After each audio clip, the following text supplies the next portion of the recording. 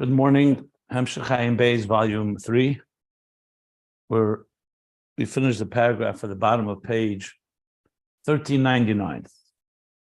Aleph Shin Sadik Tes. So this last paragraph began, as we discussed yesterday in the previous days, the third example of what is initially called the Makabel, because it's Malchus, but it's a different type of Makabel recipient than the first two, the moonlight and the luminous stone. And the fact that on one hand, it needs an external light. It doesn't shine on its own. In a dark room, it won't be bright to eyes. It needs an external light. And when you go to another room, you need again light, meaning it needs continuous light to activate it. But the eye itself is a seeing entity. And the etzem koyach hariyah, as he put it, is capable of seeing endlessly without limits and also in the dark. When it comes into the physical eye, it has its limitations due to the container and the energy that's become diminished. So it has its limitations that could only see with an external light, not in the dark, and limited vision, meaning what he said, 50, 60 mil, approximately 35, 40 miles. And the reason for this is that the eye has this power of vision in contrast to the moon, like he said in the parentheses that we learned, that the moon, because the Levana on its own is not a bright entity. The eye is one. It needs an external light to activate it, but it itself is a seeing entity.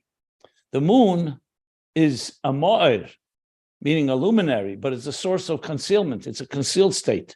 Like he said, koyach hahelam. And when it shines, when the moon does shine, it's coming through the sun. Not that the sun is activating the moon's fundamental power of light, because the moon doesn't have a fundamental power of light. The moon has a fundamental power as a source, but till shine is either the sunlight channeled through the moon, or is the moon has its own light, but it's the sun that is activating it. More than when we say about, in contrast and different than we say about the eye. So the moon, even the etzem of the moon, is not a bright entity. The eye, even when it's seeing with external light, the eye itself sees, and definitely it's etzem, meaning etzem koyach hariyah is a seeing entity that doesn't have these limitations. As he explained, it's rooted in chachma, and chachma is a fundamental, what he called etzem gilui, shiba etzem b'chinas oir, not just a b'chinas oir v'gilui levad. Chachma is not just a reflection of light. It is etzem b'chinas oir. Oir manifests in chachma. That's why it brings lichtigkeit and baleicht als. That's why it illuminates everything. So the wisdom of a person illuminates any given situation. With wisdom, you're able to find clarity in any situation down here below, because it's rooted in chachma above, and that's where riyah originates from. Now, what he compared the moon to was like a woman who has the power of birth, isha kisazriya, v'yolda. She has the power to conceive.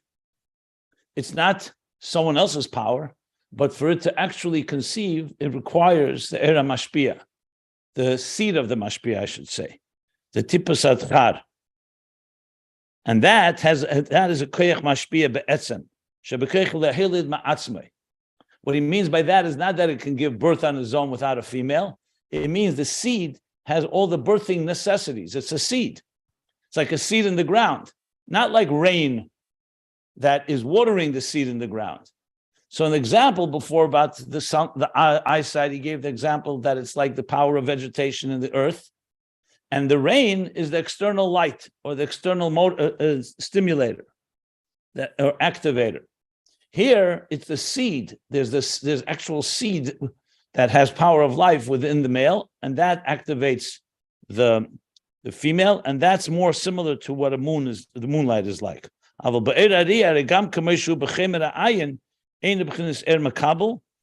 it itself sees. The eye, it itself is a seeing entity. He keeps saying,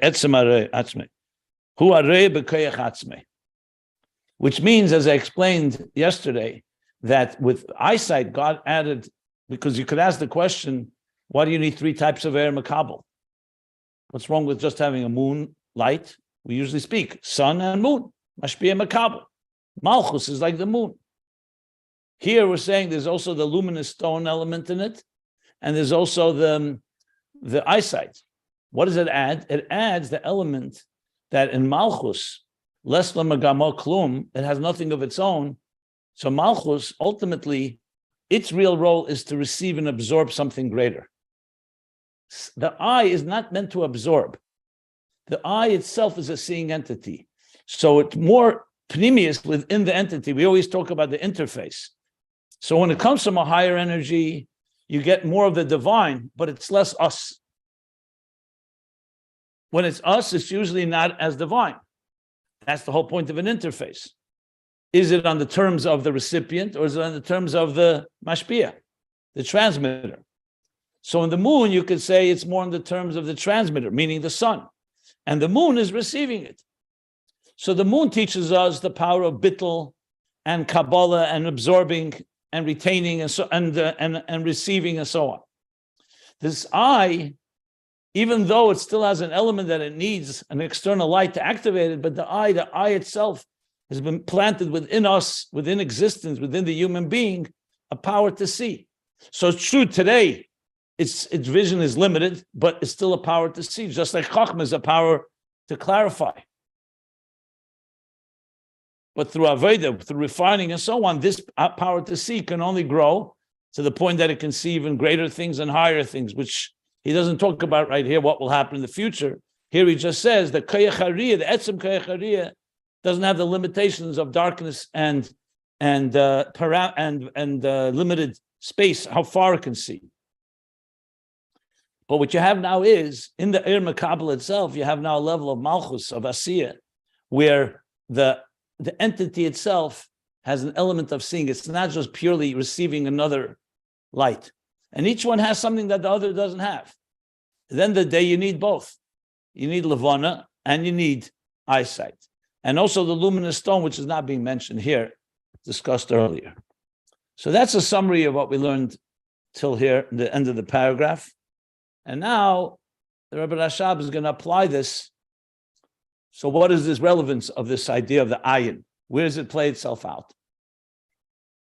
And he's going to explain that this plays itself out in the leaders, the chachamim of every generation, that they're called Einei Ha'eda, the eyes of the community. Interesting, they're the eyes, like the visionaries, the eyes of the community. Why they call the eyes? So this is what we're going to learn now. The new paragraph on the bottom of page 1399. And the pages can be found at ayinbeis.com. So, Vihine Yodua, it's known, the Sanhedrin, which was, of course, the Jewish Supreme Court.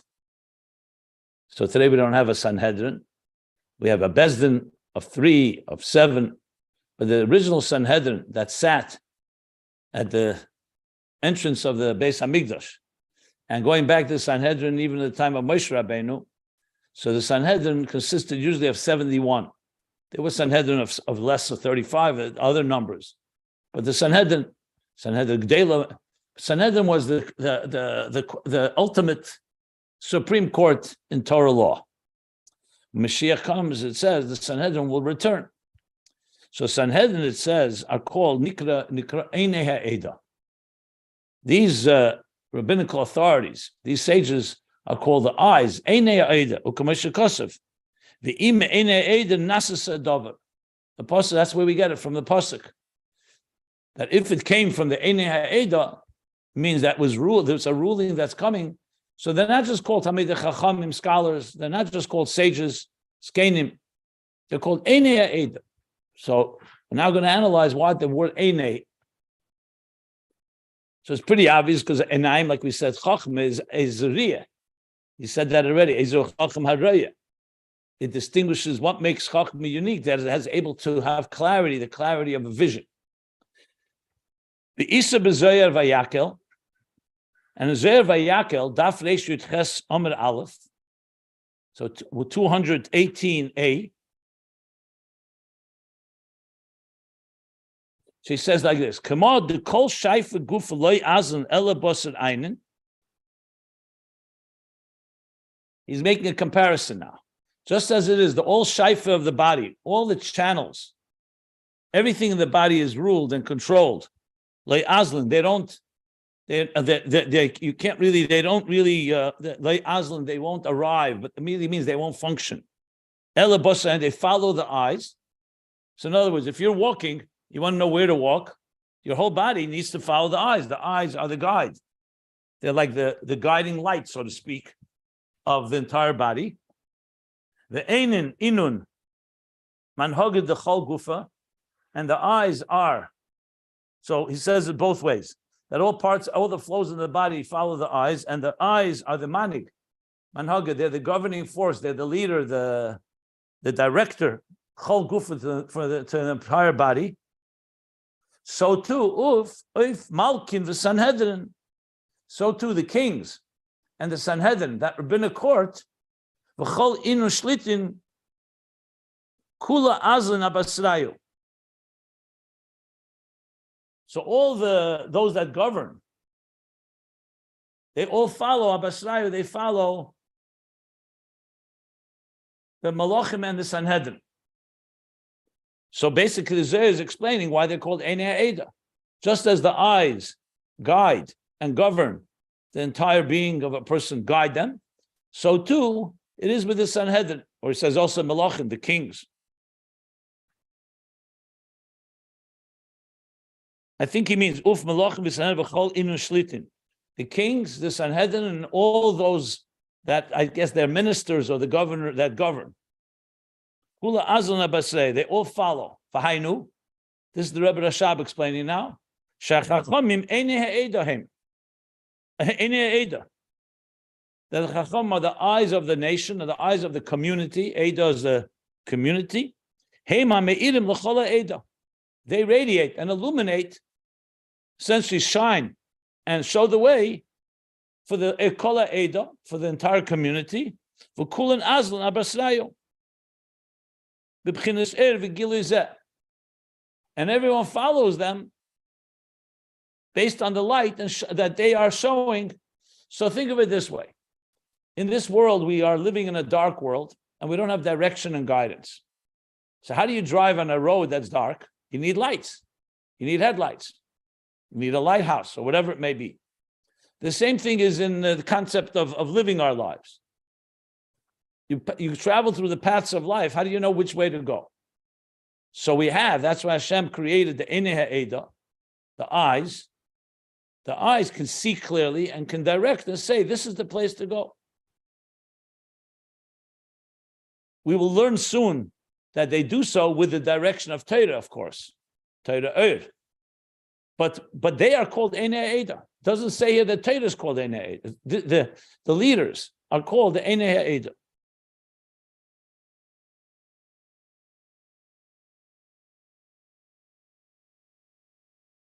So in the context that we learned earlier, before there was Chochmah, we had Keser and Ayin. It was a concealed state.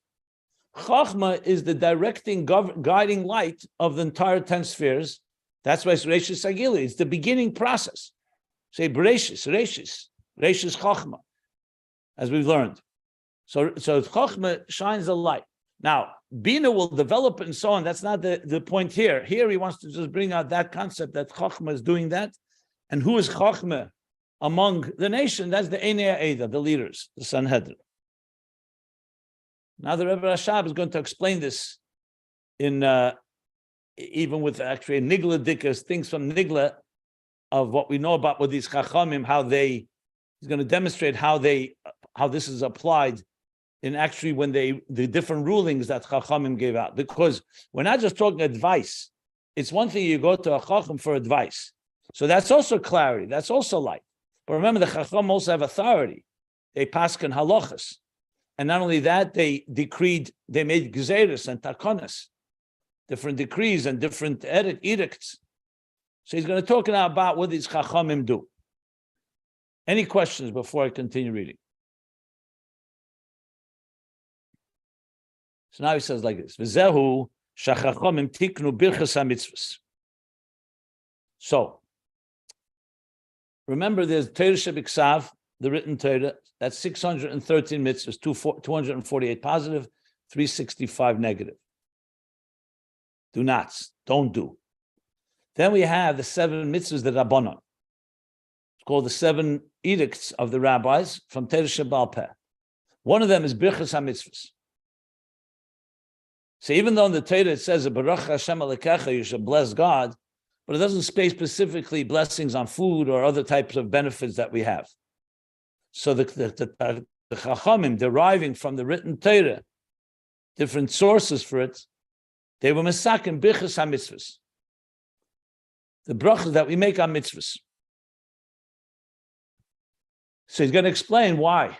What's the connection of brachas to Chachamim? So we're going to go back to what we learned. Remember, bracha is hamshacha gili. Haidah is acknowledging. What he said earlier, that was more makif. That was more like keser, where chachma was the inyan of bracha. He said keser was kodesh, and chachma was baruch. Gilui. Same thing was the haidah and bracha. So he says, because inyan ha-bracha, huliyah b'chinas gili eir. What is a bracha? When you make a bracha on something, even on a very basic level, if you just perform the mitzvah without the bracha, so you're still doing a mitzvah, but the bracha is you state something. You're declaring, Baruch atah Hashem Elokeinu melech haolam asher kedeshanu b'mitzvos v'tzivanu. So bracha is the idea of bringing something out in a revealed way, stating it in a revealed way. Like we learned bracha. Earlier we learned bracha is hamshacha also from the point of revealing and drawing down. We'll soon discuss it. But bracha is gilui ukmei Baruch Hashem Elokei Yisrael min ha'elam v'ad ha'olam.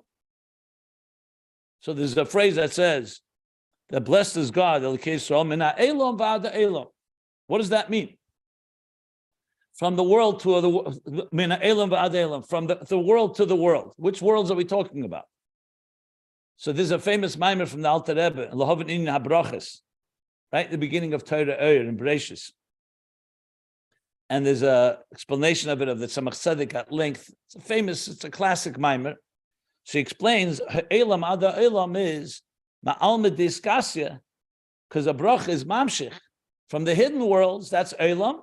Ada Elam La'alma Disgalia. Next page 1400. So we see here, bracha, Bahainu. What does this mean? The kamoishu bid alma diskasya, the way the divine exists within the hidden worlds. The world of machshava is usually the hidden worlds. Ken ye hagili b'alma disgalia. So too, there should be a gili, the revelation into the world, in the revealed worlds. Like for machshava, to dibur is sometimes explained, sometimes yam and yabosha, the sea and land. But the point is, sometimes it's bri yitzira actually. Even though we are talking about Asiya here, because Asiya is even more gili than Yitzira. But it's that the idea. So the idea is that we see that bracha is amshacha, bringing something that was in a concealed state, that the way it's concealed should be revealed. Here he brings the Torah Er. Like he writes in Torah Er, in the Maimer that begins, L'havan inyan ha-brachas. To understand the brachas. So this is a mime, as I said, in Torah Er Bereshis, right at the beginning.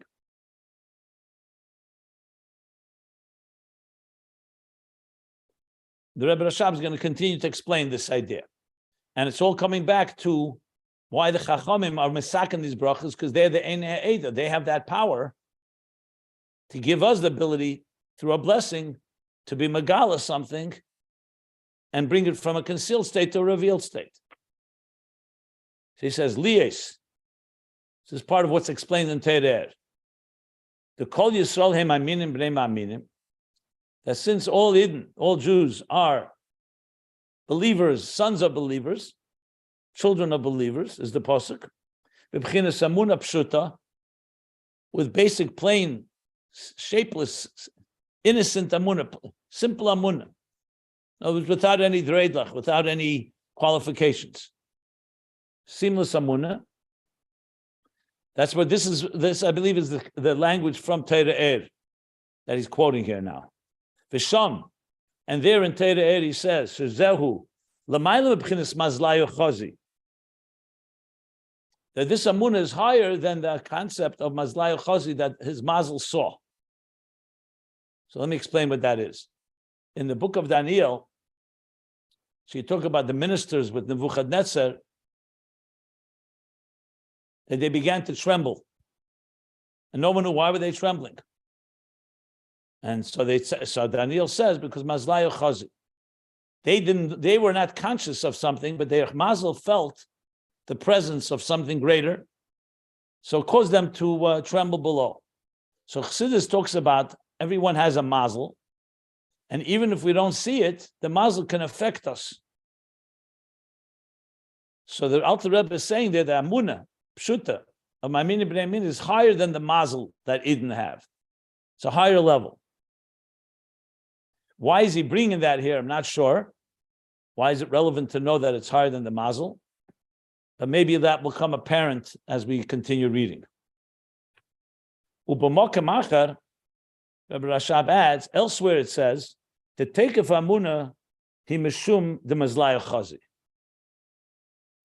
That amunah itself is higher than mazlayu chazi, but the takeoff, its intensity, its unwavering element, that's what comes from mazlayu chazi. So in other words, there's amunah, there's the mazel, and the mazel strengthens that amunah. That's what he's saying, takeoff amunah. Again, why he's bringing that, I'm really not sure at this point. Why is this relevant here? But let's continue reading. And as I said, maybe it'll become apparent. If not, I'll go back. Either way, I'll go back to Tataah to see what he's talking about there. Okay. We're getting back now to the Tataah. So he says, since that idna ma'aminim b'nei ma'aminim, muna pshuta, v'in habrachahu, l'samuna ki'ilu roya.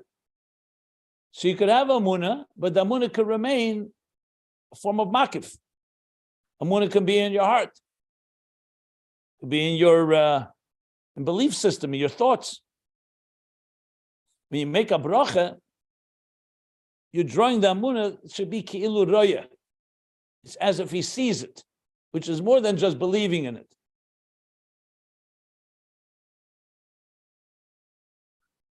Yeah, that's what he discusses there. That the brachas are revealing from Alma Diskasya, the Amunah could be in a concealed state. Like we know, for example, Rachmana Gamva Pumachtat Rachmana Karya. A Ganav, before he goes out to steal, he prays to God. So Chassidus says, how's that possible? Because the Amunah is makif, it's Alma Diskasya, it's concealed. It's not integrated in his life, it's not revealed. So the bracha reveals the Amunah that should be Ki'ilu Roya, a state of vision, like visualizing it.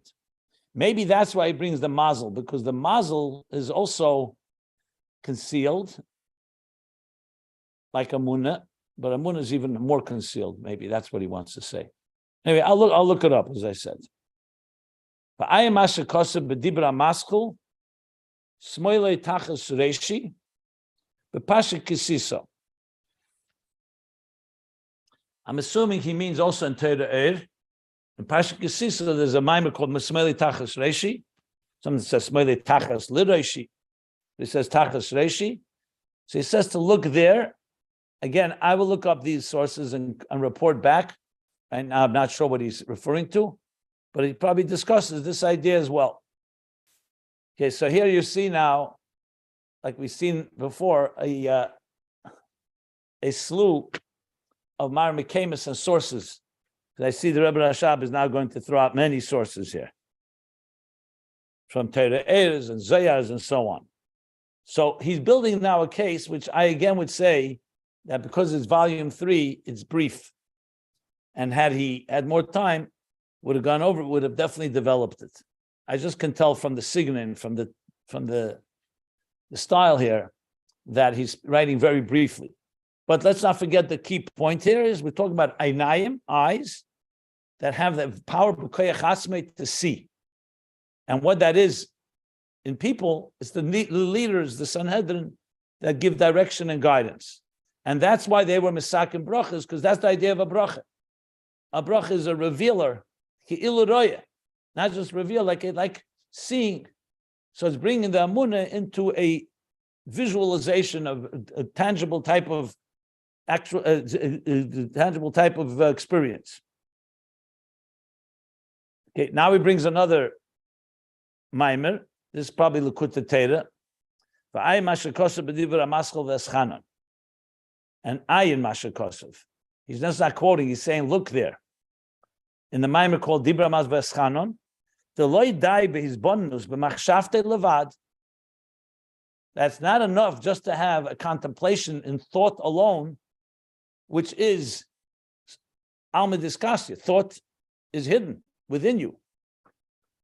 And it's not enough just to have the contemplation and thought alone, that God fills existence and transcends existence. There's no space that's empty of him. So if you recall your Tanya in chapter 3, and a number of places here in Likutei Torah, when he talks about how a person engages, the divine soul engages with God, with godliness, so he speaks about the 10 faculties. The mind, which gives birth to emotions. So before we get to Ava v'yiras Hashem, to love and reverence of God, it begins with the contemplation. And he says these three things. You contemplate how God fills existence. If you recall, he spoke about this earlier here as well. The first level, we spoke about Kodesh and Baruch. There's Bonanus al Pisechel, Hasaga Gemura on page 1394. That's Mamala Kalam. How God fills our lives, sustains us, is part of our reality. Then comes the Bonanus and Seva Kalam, how God is beyond us, like Kodesh. And then there's a third level, Less Asar Ponim Minei, which is considered even a higher level than Seviv, that no space is empty of him. Eineid Malvade, basically. So a combination of Seviv and Mamala, that the transcendent God is also within existence. At the point to go into the details, I'm just explaining the 3 points. So the Likutei Torah Veschanan says that it's not enough to contemplate on this in your mind alone. She'ein zeh b'chinas gilui. Because as long as it's a contemplation in your mind, the machshava, it's not revealed. Yes, it's revealed to you, but not a full revelation. Elahu b'chinas alma diskasya. It's in a state of alma diskasya, like in a concealed world. Shuhu b'chinas helem. That's the state of concealment. She'ein mispashit, that does not extend and express itself, umeir, and illuminate teich nekudas halev, to penetrate into the nekudas halev, into the core of the heart. And in order for it to do that, you have to go more. You have to bring it into a gilui, like when we say v'yadaita ayim v'shavei alavecha, not just v'yadaita, not just to know, but to draw it into your heart. Lies lachode mamish, to the point that it becomes completely integrated within us. Remember when we spoke earlier about Bria and Yetzirah, the mile of Gilui was integration. That it's not just there in an amorphous way or in a makivdika concealed way, but lachode means it's integrated, you're experiencing it. I mentioned the Ganef can have faith in God, but it's not internalized. That's why he can have that dissonance and disconnect. The kavana is not just the machshava, but it should penetrate and become internalized and integrated into the human being. Mashenkim b'chinas gilui, alma disgali, that's helam. By contrast, something that's revealed, hu liyas negeya atzmus hanefesh mamish. Then it's negeya, then it penetrates. Negeya means it touches, it reaches into the core soul of the person mamish.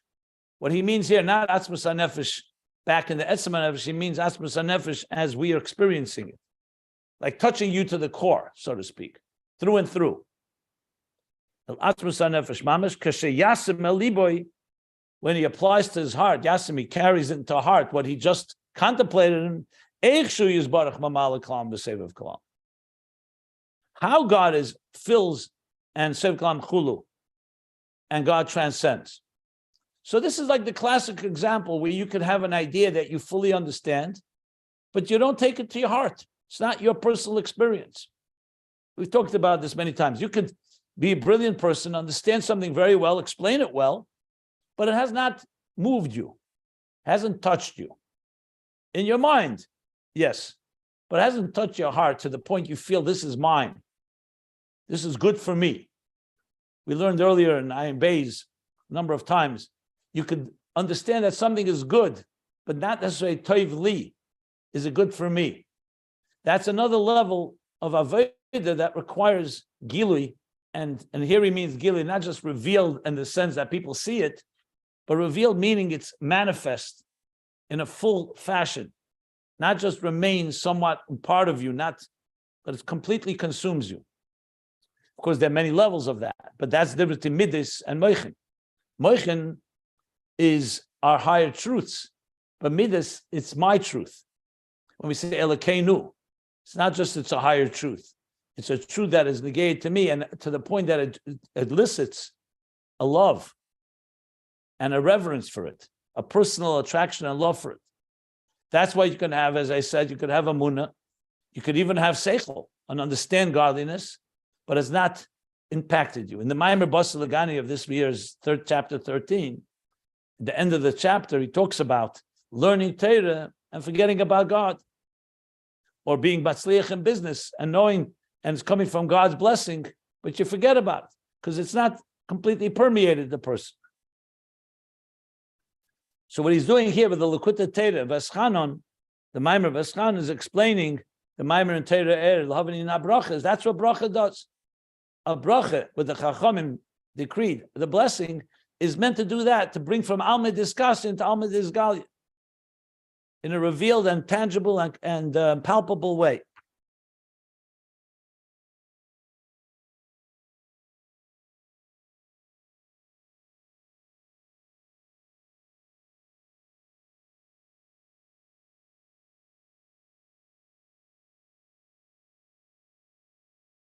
Then he brings, I believe the next expression is from Tataah as well, or maybe from the Likutei Torah, I'm not sure. The Ilaah, and nevertheless, even though we've talked now how it's come out in the form of Gilui, Loi tuchal hanefesh se'es, mahakil hislapshus begufa gashmi. The nefesh does not have the capacity to contain this deep level of experience, divine experience, because it manifests in a guf, in the physical body, in the darkness of the taivas, of the desires of the world. In other words, we have a nefesh abamis to contend with, and a result of that, so even when you have both the hisbonenus, almi diskasa, almi disgalia, it's still the human being can't easily contain it. Rak ruche v'nishmose elov Yasef v'tisachad hanefesh b'mkeira. So it's not containable all the way internalized today. But what does it do? It causes the ruach and neshama. So the nefesh. One second, let me see. Nefesh. Yeah, nefesh. The nefesh, which is the lowest level, nefesh, ruach, neshama, can't fully contain it. But ruche v'nishmose, this is bonus, and these feelings that are internalized, the gilui, cause that then the ruach and neshama should gather and long and yearn to be united. The nefesh in its source. Again, I want to look up what he's saying exactly. Why is he also qualifying it here? I guess he wants to say that as much as there is the gilui, it's still not complete. But why does he want to emphasize that? I'm not sure. As I said, it's worthwhile looking in the Tataah, as well as the Dibra Maschal Veschanon, which I will do. But I just read what we've learned here. Again, I'm not clear why he's adding this piece. Why do we need to know that Ilaah? Because we still sin. So clearly it's not but why completely is he have to manifest bring in that nefesh. Why is that relevant here? That's my question. Why is that here? He wants to bring out that it comes from Gilui, Helam to Gilui. Not sure why he's qualifying it. Okay, well, I'll look it up. He says clearly, Cheshach Taivas Elam. That's explicit here. And the question is, why is he bringing this qualification? I'm not so sure. We don't need to guess. We have to look it up. This is something worthwhile looking into the Maimer and seeing how it's the context there, and probably become clearer. I'm sorry I missed if you cited it, but did you give a citation for the mimer he's drawing on from Torah or? The Rebbe, or Torah? The Rebbe Rashab himself gave the citation at the top of the page. Oh, I'm sorry. Torah he says, he gave 3 citations here. Yeah. It's in the text. Oh, okay. Which citation are you referring to? Torah or? I'm referring to what the Rebbe Rashab is referring to. Okay, I'll look at it. Thank you. Sorry for interrupting. Okay.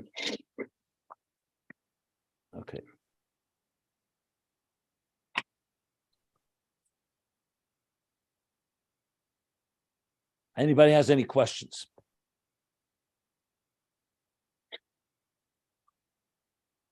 So to sum up, what he began saying is that the Einei Ha'eda, the Chachamim, are the ones that Mesakim brachas. Why they? Because they're the Einei Ha'eda. They have that power to draw down in a way that creates that visual guide, the eyes of the nation. In this case, to draw the bracha from the hidden to the revealed, like he just explained, from the Tataah and the Tataah and so on, that is drawing from the hidden to the concealed. It's not enough just to have the machshava, but it should come into penetrate the heart. Okay. I mean, it's not a terrible question. It's not terrible that Rebbe Rashab qualifies it. He's explaining that it's not complete. I was just wondering if there's more to it, why he wants to emphasize that. But okay, let's continue reading now. Ubezoyer Pasha Ekev. Now starts a new piece. In the Zoyer, now Pasha Ekev. So we already have here 1, 2, 3. We've already given 4 sources. The Zoyer Vayakel, the 3 Maimorim of the Alter Rebbe, Terer, Brachis, Kisisa, and Veschanon. And now he's going, Bezer, Pashveik of Dafresh, Ayin, Sof Amar Aleph. So Pashveik of 3rd volume of Zer, page 270, the bottom of 278, at the bottom, Sof Amar Aleph, Isa. Begin the Birchas of the Baruch Bar Nashel Kutshe Berichu. Because of the blessings that Bar Nash, that human beings, bless God. Also, that comes and brings to draw chayin, life, energy, from the source of life, l'shmei de kutshe bericho kadisha.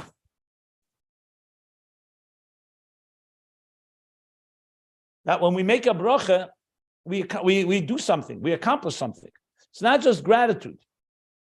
Like he said before, it's a bracha hamshacha from the hidden worlds to the revealed worlds. Now he's bringing it straight from the Zohar. Again, that when a person makes a blessing,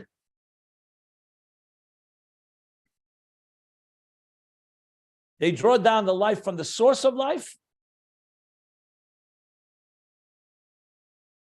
into the holy name of God. When you say Baruch Atah Hashem Elokeinu Melech Haolam, so you're drawing, the Baruch is drawing from the source of life into Baruch, into Hashem Elokeinu Melech Haolam, into the name of God, the holy, into the Shmei de Kutshe B'richu Kadisha.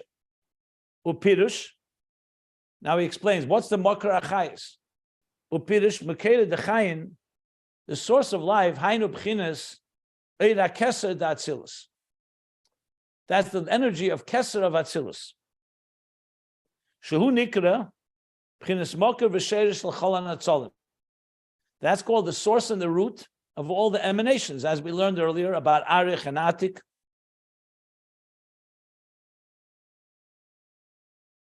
Sherish l'kol hanetzolim is the source and root to all the emanations. Ulakol hamshachas hamechin datzilus. and to all the transmission of moichin, of consciousness and intelligence of Atzilus, lahavi ulahamshich behem tamid b'chinas eir chadash, to bring and to draw into them constantly a new vitality, a new energy. So like we talked, I think of it in psychological terms. The supraconscious, which is Keser, is the source for the consciousness. And it's constantly, and keeps it vitalized and fresh and new, bring into Ur Chodesh in there. So in the terms of the Zohar, that's Mokar Achayis, is the Ur Keser, which is the root and source of all the emanations and all the Moichin, to draw into it this Ur Chodesh on a constant basis. So this is clearly connecting it. Alma Diskasi here would be like the Ayin of Keser. Mokar Achayis. A bracha is bringing, revealing from that into the revealed worlds of Chachma, Moichin. That it becomes revealed. Another Zohar. Ukamasha Koser Gamkim Bezohar Pasha B'Shalach. Like he also writes in the Zohar Pasha B'Shalach. So there we have another Zohar now. The Kad Atika Kadisha Stima Dechol Stimin. That when Atika Kadisha, the holy Atik, which is Stima Dechol Stimin, the concealment of all concealments, Boy La'ajdi Birchoyin, when it wants to come and La'ajdi Birchoyin, I'm not sure the last one second. The card that boy la'ashti berchoin ashrei kula. Yeah.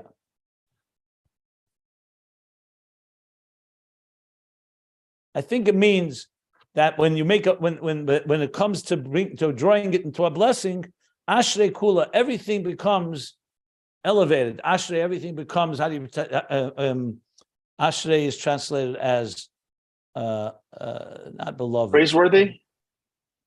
No, like Asher Yeshve Veisecha is a deeper word than praiseworthy. There's another word that'll come to me in a moment. But everything becomes so-called treasured. So here you see again that it's drawing from Atik Stimen to Kol Stimen. Boila Ashdi Berchain Ashri Kula. V'hainu.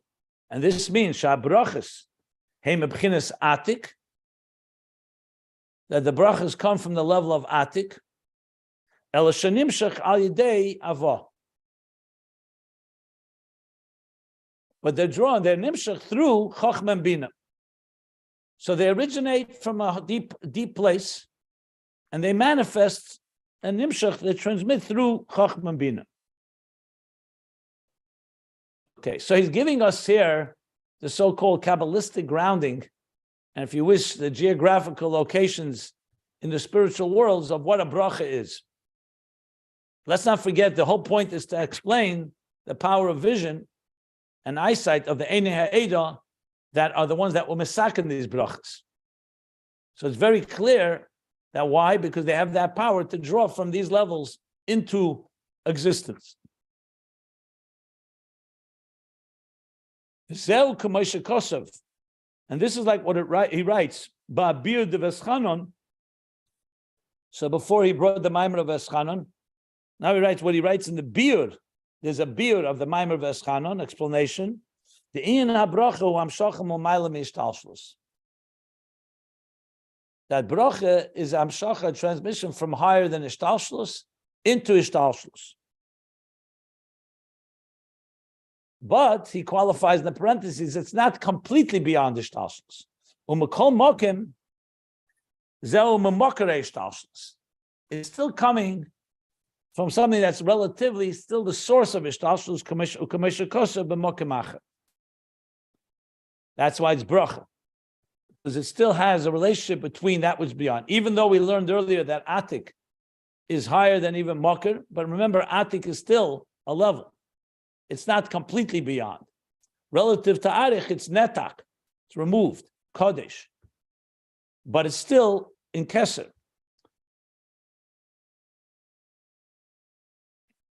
And now he's going to come back to the Chachamim, to what he began. Umavur Sham.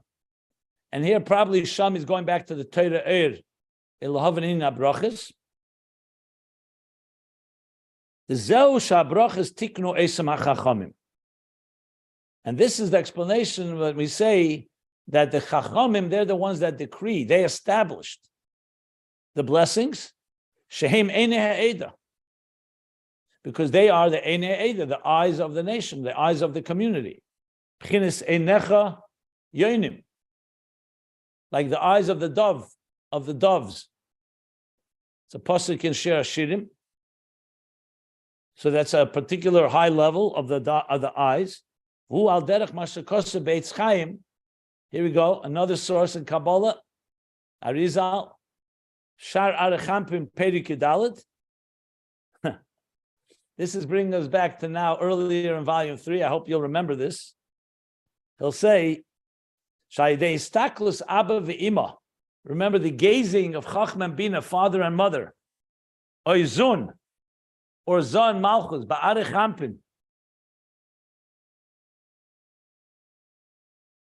So if you recall, just let me first sum up what we learned, and then I'll read this inside. At the process of mutfa murgish muskel, the maturity from the bottom up, where we first begin on a behavioral reflexive level of basic emotions. Then the emotions begin to mature and develop, and the intellect develops. And the intellect starts training the emotions to be more disciplined, to be more considerate, not as subjective, to the point that it teaches the emotions that your interest should be godly, because it serves your interest, not just interest your survival and your existence. All this we explained earlier. This is much earlier in volume 3, this volume, to the point where the emotions become, you spoke even the ages. You talk about Ibur, Yenika, Moichin, to the point of Bar Mitzvah or Bas Mitzvah, where the mind starts developing more maturity, even more maturity, and it elevates the emotions further, to the point that the emotions are that refined, Shalach, the Shalach is aim. So the first stage is aim revetzes ala frechim, Bina, revetzes, hovers over and protects her chicks, her children, which are the emotions. That's the training that the mind trains the emotions and guides them and educates them, matures them.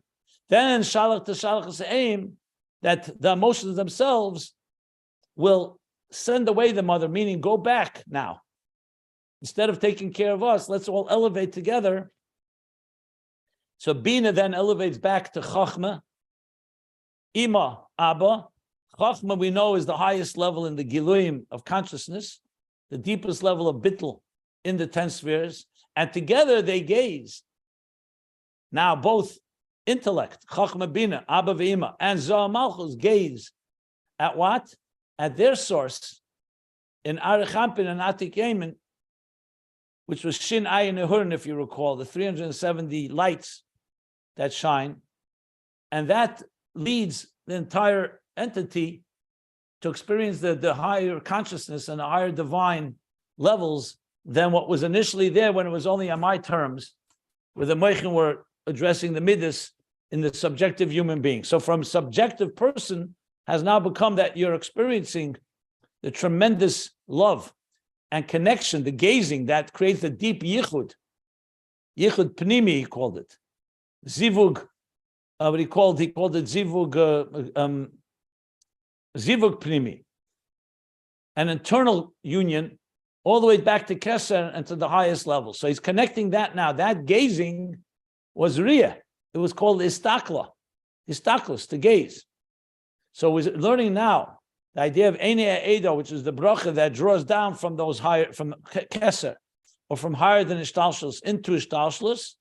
So he says, this is the inyan, this is similar to what we learned.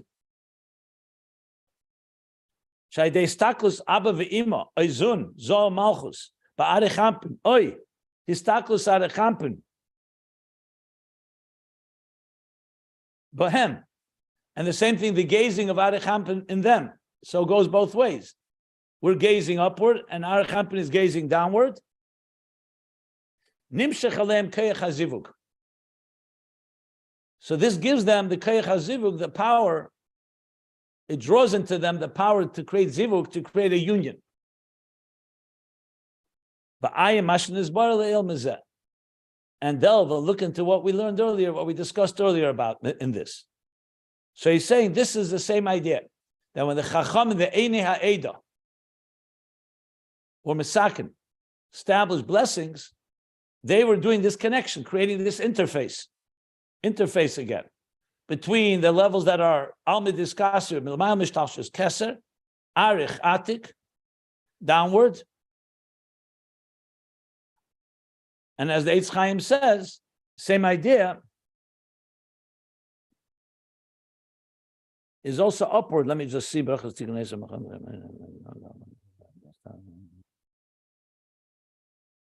Yeah. So it's through the Abba Ve'ima below gazes upward, and Zohar Malchus gaze upward, and Arich Atik gazes downward. That brings this Hamshacha, the power to create a zivug, which is of course the power to give birth. Remember before he said Er Chodosh, he said from Zayar, where was this before? The Er Chodosh, yeah. When he brought from this is Zivug Shlim. Please let me speak, because there are many people in the class. I'll pause for any questions, but just to keep the flow, let me explain. So he said before, he said these words. I think that's connected to here.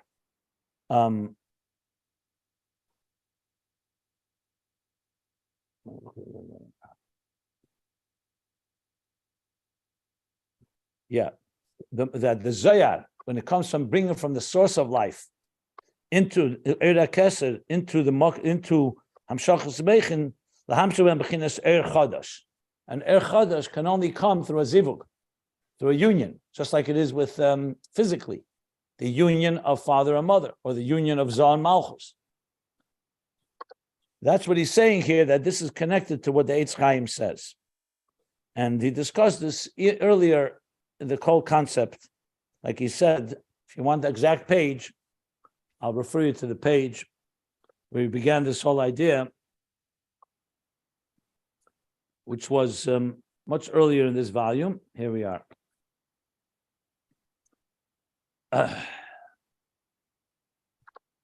It really began on page 1236, but 1237 and on is where it really develops this whole theme of the zivug, mistaklim, and so on.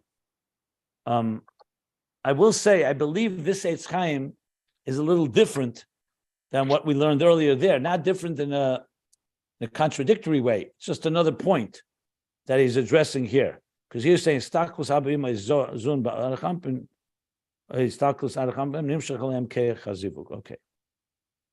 And what does this mean? V'hu, the lamayla matzilus hayichud hu b'chinas istaklus b'chinas riyah.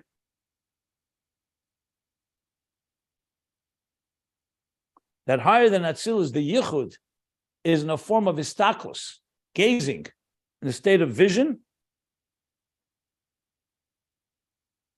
which is, of course, the theme that he wants to speak about here. And then comes a parenthesis, which I am going to skip right now. We'll do that on Sanchun. Yeah. And after the parenthesis, he says, and from that state of gazing of Arich Ampin comes the moichin, the consciousness, lezun to zon malchus, lies bechinis yichud bezun. So it draws from that yichud, from that higher union into the yichud of zon malchus. V'zeu gamken shachacham einei eda tiknu birchas hamitzvus, and this is the meaning that the chachamim, the wise ones, the sages, the eyes of the community, they decreed, established the blessings of mitzvahs. That's drawing down from the gazing of Arich Ampin, in order for there to be the yichud of Zohar Malchus, which is done through mitzvahs. So that's what they're doing, their power, because of the Einayim, to draw from the vision, the gazing, all the way in Arich Ampin. V'hainu, liyaz gili ha'ed b'b'chinas Malchus, that there should be this revelation in the level of Malchus, shalei b'b'chinas hester v'helam, not in a state of covering or concealment, kim b'chinas gili mamish, but in a revealed state, shazeu inyan habracha. That's what a bracha is. Bracha is a gilui. And this is drawing from chachma, shehi b'chinas riyah v'gilui, which is the level of riyah v'gilui, like he writes in the Siddur, and yet another source here in the Drush, in the Maimer Lag Ba'emer, and its explanation. So the truth is, it's drawing all the way from Keser, like he says, from higher, Almid Iskasya, but it's drawing it into Almid Isgalia through Chachma, and that's the level of the Einei Ha'eda. They're the level of Chachma that can do that drawing, all the way down into Zohar Malchus, and then into Malchus, and a revelation in Malchus. And that's why they were Mesak in the Inyan of Brachas, because that's their role, the Einei Ha'eda. Okay, obviously this needs a lot more explanation and elaboration. So firstly, the Rebbe Rashab is going to explain it more in Aveda and understand what he's really saying here. But to go back to the essential theme, just keep in mind that we're talking about the eyes, that the eyes have the power to see. Yes, we will soon understand what means an external light, that today they can't see on their own without an external light. He's going to explain that as well. But right now, the key is that they are seers. And as seers, they guide. And in the higher worlds, it means bringing from higher than Ishtalshlus into Ishtalshlus, which is the very concept of the brachas. Okay. So I still have to do the parentheses. I didn't forget. But that I'll do in the next year on Sunday. So I'm going to stop here. But let me take any questions, if there are any. So the idea is that the brachas is a mashal of how the eyes can see and bring a hamshacha from lamayla lamata and create essentially, well, I mean, they're I guess a mamutza, they're an interface to draw down from above into the actual, or the present. I mean, our the place. brachas are not a muscle. It's not a muscle. I know, but actually decreed. They actually established blessings, and he's explaining why did they establish blessings? Because their role is the role of the visionaries, the eyes that draw from the higher levels and reveal them into the lower, which is the idea of what eyes are, eyesight. The eyes see, and they guide, like he explained. I would suggest just reading it again if you want to get clarity. And he says clearly, when you say the Einei Ha'eda, they guide just like they guide the body and all the organs, all the parts of the body, the eyes do. So the eyes of the community guide. Guide means reveal. What are they revealing? A higher level of consciousness into a lower level. That's essentially it. That's the brachas, is why there's the same. The brachas are essentially fulfilling what the chachamim are here to do, which to be those eyes and draw from all the way from the levels, what he called it high, into chachma, all the way into malchus. Okay. No, my point was that talking about brachas is a way of demonstrating how the eyes do what you just said. It's not the point. It's not the whole point of the eyes. The Rebbe Rashab's language is ubezeh yuvan. He says like this, and v'zeu shachacham tiknu birchas hamitzvos. This idea is what is the idea of why the chachamim were misakin. I don't want to add any. I think it's very clear. He keeps saying. So he explained why that their role is expressed in their establishing blessings. I'm not sure what that question is. Well, the question is, does that mean my eyes, the job of... Let me see if anybody else has questions. If you don't mind. Anybody else has questions?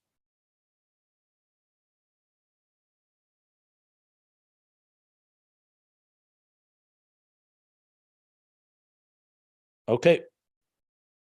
So what's your question?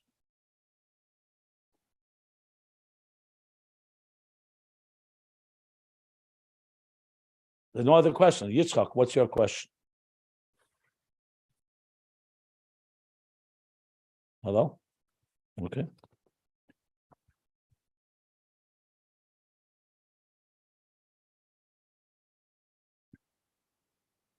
Okay, so I'm stopping here at the end of this paragraph on page 1400.